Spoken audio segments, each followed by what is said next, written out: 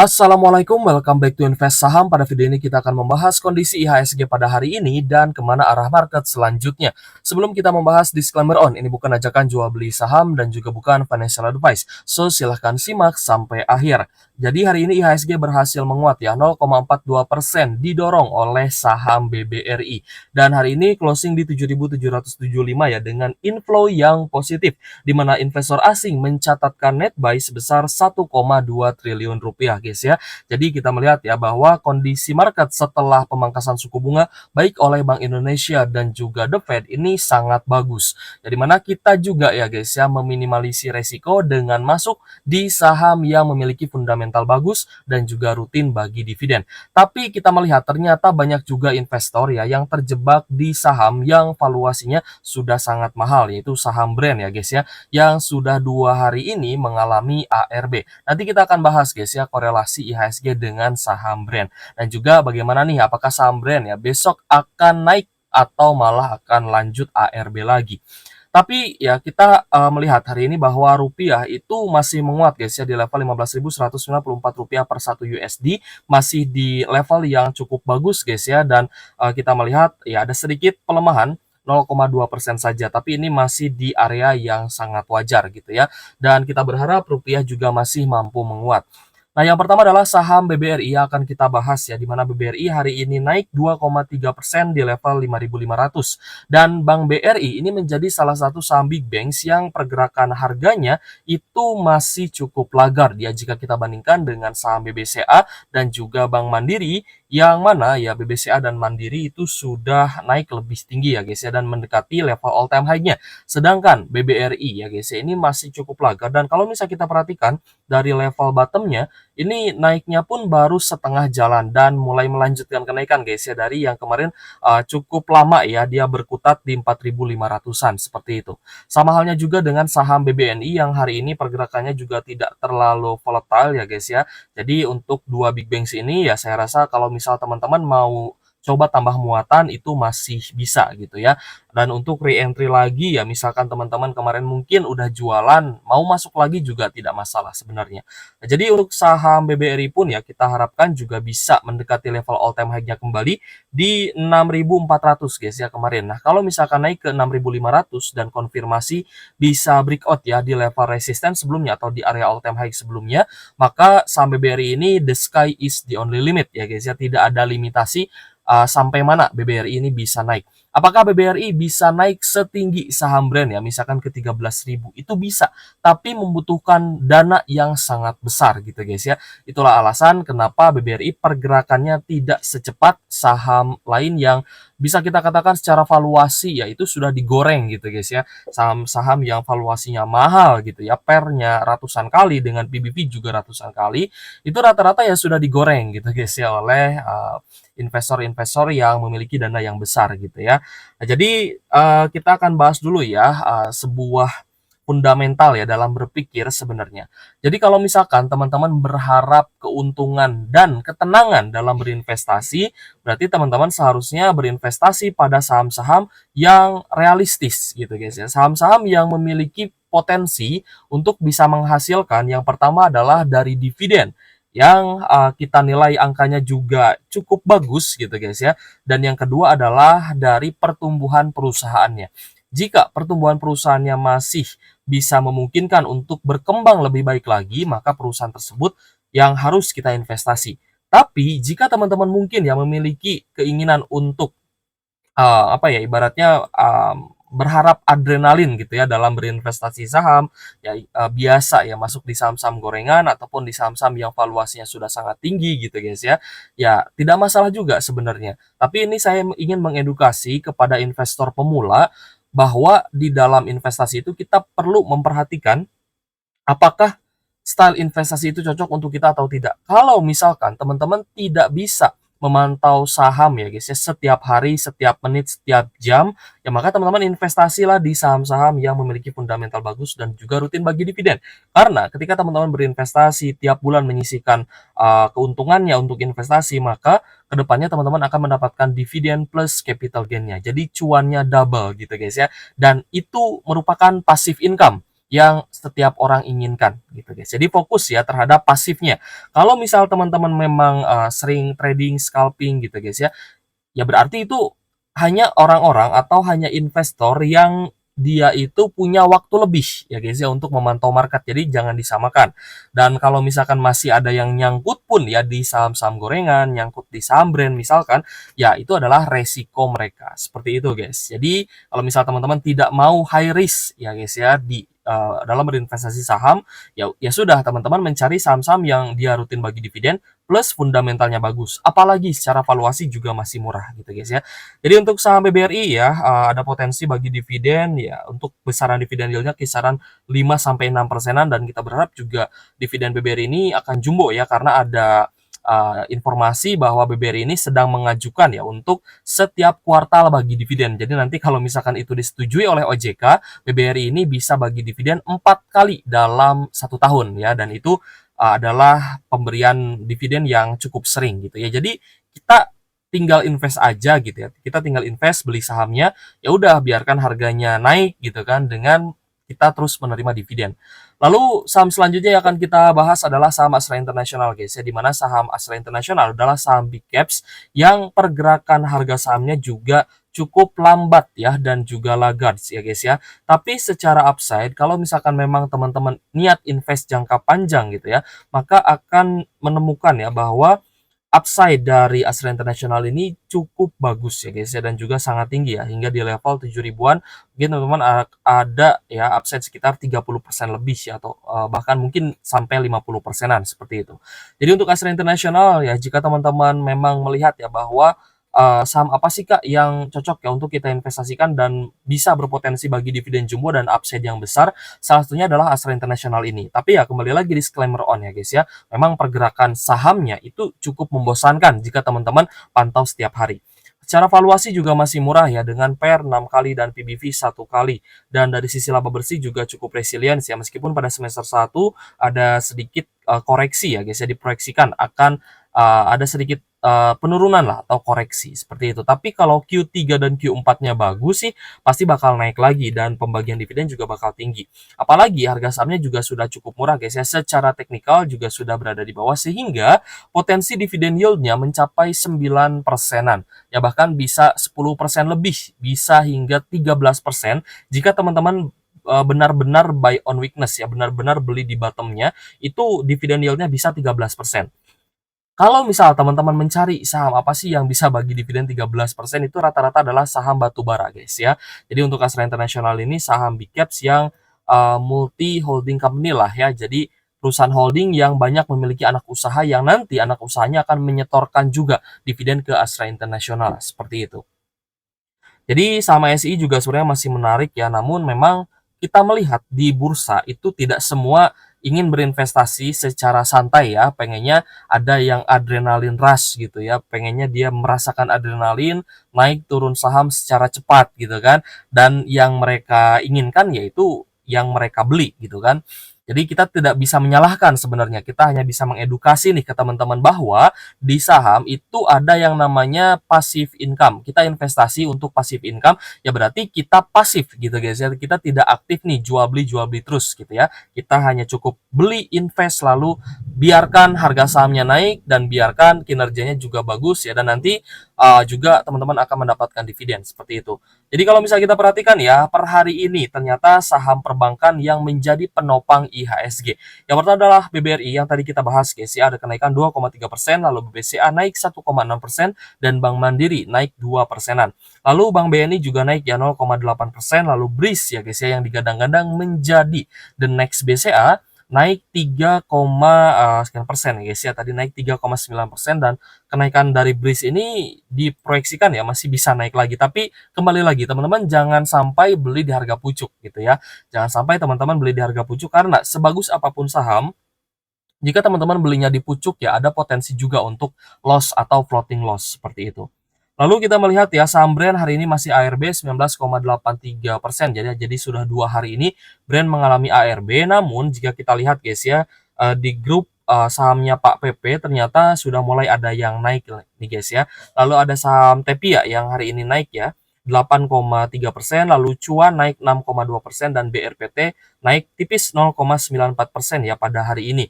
Lalu Aman Mineral hari ini sudah diresmikan ya untuk smelter aluminiumnya oleh Pak Jokowi, tapi Aman ternyata malah turun ya, terkoreksi 1,45%, tapi ini adalah normal correction saja.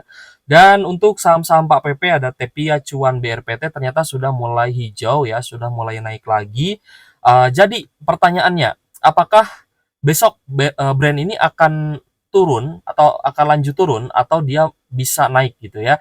Nah, nanti akan kita bahas juga di sini. Oke guys, jadi brand ini sebenarnya sudah 2 kali ya guys ya gagal masuk ke FTSE Global Equity Index ya. Yang pertama adalah itu gara-gara masuk ke FCA ya, atau Full Call Auction atau papan pemantauan khusus oleh oleh Bursa Efek maksud saya.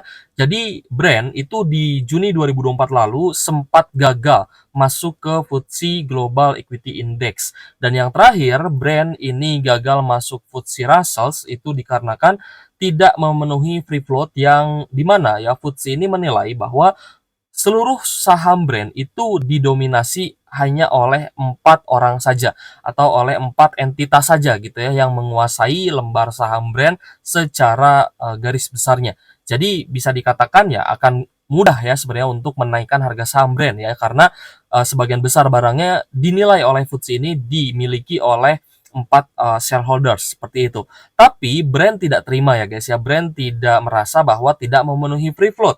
Jadi brand menyurati FTSE Russell dan membantah soal tidak memenuhi free float tersebut ya. Jadi apakah ini akan diterima oleh FTSE atau tidak itu belum ada kejelasan ya guys ya. Tapi yang jelas brand ini sudah 2 kali gagal masuk FTSE dan kita jadi tahu ya apa sih niat Pak PP ini menaikkan dan menggoreng saham brand ya sehingga naik ribuan persen.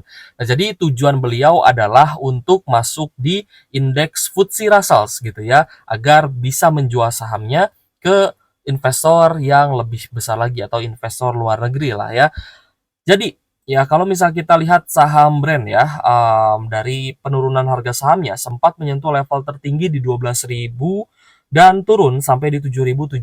Dan jika kita lihat guys ya, jika besok brand ARB kembali maka akan menyentuh level 5.000 gitu guys ya, sehingga ada penurunan nih guys ya di ARB selanjutnya gitu ya ke level 5 ribuan.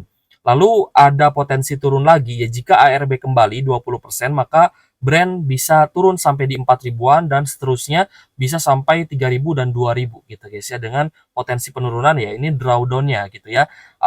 Sudah 2 kali ARB ya berarti kan sudah minus sekitar ya 40%. Ya jadi ada investor yang dia beli di pucuk guys ya di harga 11.917 sudah minus 40,64% gitu ya. Nah tadi makanya kenapa di awal kita membahas saham BBRI dan juga Astra International ya sebagai contoh saham yang memiliki fundamental bagus dan juga rutin bagi dividen agar menjadi pembanding ya guys ya, bahwa ketika kita berinvestasi di saham kita harus sesuaikan nih dengan niat awal kita. Niat awalnya buat apa sih? Niat awalnya kalau misal teman-teman untuk trading gitu ya, ya sudah silahkan trading di saham apapun. Tapi jika teman-teman dalam hatinya memang ingin berinvestasi ya untuk dapatkan passive income gitu guys ya, ibarat income kedua lah yang tidak perlu kita otak-atik lagi gitu kan. Nah maka teman-teman harus membeli saham yang rutin bagi dividen plus fundamentalnya bagus. Jadi di saat saham yang fundamental itu turun ya, misalkan turun 10%, teman-teman bisa beli lagi di harga yang lebih rendah dengan potensi pembagian dividen yang jauh lebih besar. Yang pertama dikarenakan jumlah lotnya teman-teman bertambah ya, karena kan terus melakukan DCA itu. Ya kalau misalkan ada turun ya atau di siklus turun, teman-teman tinggal beli lagi, nanti akan dapat dividen lebih banyak karena jumlah lotnya juga bertambah gitu ya. Lalu average teman-teman juga akan turun ya, average-nya akan turun lebih rendah sehingga ketika nanti teman-teman harga sahamnya naik ya, maka kalian akan mendapatkan capital gain yang juga jauh lebih besar. Jadi untuk averaging down itu sebenarnya bukan metode yang salah, tapi teman-teman juga harus evaluasi kembali ya bagaimana caranya averaging down, lalu saham apa sih yang layak untuk di averaging down seperti itu. Nah, jadi kita melihat ya ternyata ada loh guys ya investor yang dia beli di harga pucuk ya. Berarti kan investor ini berharap bahwa brand itu bisa naik lebih tinggi lagi gitu kan. Dia beli di 11.900 guys ya dan harga sekarang di 7.000 dan minus 40%. gitu ya. Jadi ketika teman-teman beli di pucuk, ya potensinya akan seperti ini loh guys. Ya kita kita contohkan ya di saham Brand ternyata ada juga yang nyangkut di saham Brand di harga pucuk. Ketika teman-teman melihat sebuah saham sudah sideways di pucuk, sebenarnya ada potensi dia turun. Kalau misalkan pun naik lagi ya guys ya teman-teman ya tetap itu high risk, tetap itu resikonya tinggi seperti itu. Nah, jadi kalau misal kita bahas ya apakah Brand besok akan naik atau turun, tidak ada yang tahu pasti 100% ya bagaimana Brand ini besok ya akan naik ataupun turun karena itu adalah masa depan. Tapi di sini saya memprediksi ya guys ya. Prediksi bisa benar bisa salah, tapi di sini saya go on ya guys ya untuk prediction bahwa Brand besok ada kemungkinan masih bisa turun dari level 7075, tapi kemungkinan besar ARB-nya akan kebongkar gitu ya. Jadi teman-teman besok bisa transaksi Brand gitu guys ya, bisa transaksi jual beli Brand, ARB-nya akan kebongkar ya kemungkinan. Jadi mungkin ya cukup 2 kali ARB saja. Tapi jika kita lihat ya ketika terkena FCA di bulan Mei dan Juni kemarin, memang saham Brand ini dia anjlok sampai di 5.400 gitu ya. Jadi banyak investor yang mempredik ya bahwa Brand masih bisa turun sampai di 5.000 dan itu pun tidak masalah sebenarnya ya, prediction is prediction.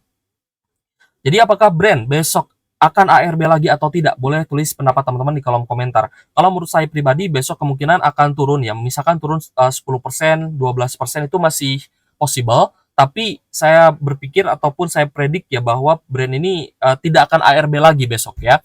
Yang pertama alasannya karena beberapa saham PPP sudah menunjukkan adanya tanda-tanda penguatan ya. Seperti tadi kita lihat ada Tepia naik 8%, lalu ada Cuan naik 6% dan BRPT ya naik tipis. Jadi kita melihat ya bahwa ada potensi Brand besok akan kebongkar ARB-nya tapi masih ada potensi turun. Jadi hari ini pun masih ada distribusi besar ya terutama dari MG, BBC, PC, CIF dan juga YJ. Namun kita melihat ternyata beberapa investor retail plus investor asing mulai akumulasi di saham Brand. Ya, jadi kita kalau misalkan kita perhatikan guys ya dari sisi money flow ya dari investor asing. Nah, kemarin itu memang net sell 122 miliar, hari ini investor asing mulai masuk ya, tapi tipis masuknya hanya 6 miliar saja gitu guys ya. Jadi investor asing hari ini ada mungkin averaging down ya karena kita tahu ya bahwa yang nyangkut di Brand bukan hanya investor retail, tapi investor-investor asing, investor besar juga banyak nih yang nyangkut di Brand. Jadi Brand hari ini mulai net buy 6,4 miliar ya guys ya dan kita lihat bahwa Brand besok ada potensi tidak akan ARB lagi tapi either itu dia akan naik ataupun turun ya ada potensi masih bisa turun karena tentunya masih ada atau masih banyak orang yang nyangkut ya di saham Brand ini. Oke guys, jadi setelah pemangkasan suku bunga ya guys ya memang tidak langsung menjadikan semua saham itu naik tinggi ya tetap ada prosesnya di mana tujuan dari The Fed pangkas suku bunga 50 BPS itu adalah untuk menstimulus kestabilan ekonomi, untuk menstimulus perkembangan dan pertumbuhan ekonomi. Jadi begini, kalau misalkan The Fed sudah pangkas suku bunga tapi ekonomi di Amerika Serikat dan ekonomi di Indonesia misalkan tidak berjalan baik dan masih ada pengangguran, misalnya pengangguran masih tinggi, jumlah ketenaga kerjaan juga masih rendah, maka ada potensi uh, imbas dari The Fed pangkas suku bunga ini belum terlihat gitu guys. Dan kemungkinan The Fed juga masih akan pangkas suku bunga di beberapa bulan mendatang gitu ya. Kemungkinan sampai akhir tahun ya The Fed masih akan pangkas suku bunga. Tapi semuanya memang belum baik-baik saja ya. Jadi kita berpegang teguh terhadap money flow. Jika money flow-nya masih bagus, berarti investor masih optimis gitu ya.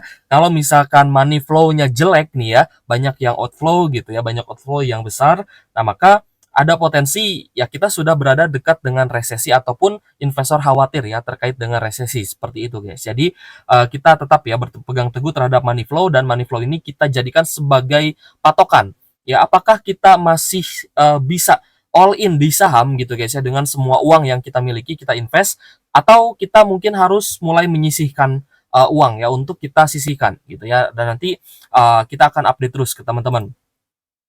Kalender ekonomi sederet pejabat The Fed akan bicara dan data PCE juga akan rilis ya guys ya dan seperti biasa kalender ekonomi masih akan terus berjalan guys ya dan kalau misalnya kita perhatikan hari ini pun akan ada beberapa data yang dirilis oleh Amerika Serikat seperti indeks kegiatan nasional Fed di Chicago, lalu ada PMI Composite Global, lalu ada PMI manufaktur global S&P dan PMI layanan global S&P ya guys ya. Lalu akan ada pidato dari Goudsby the Fed gitu ya.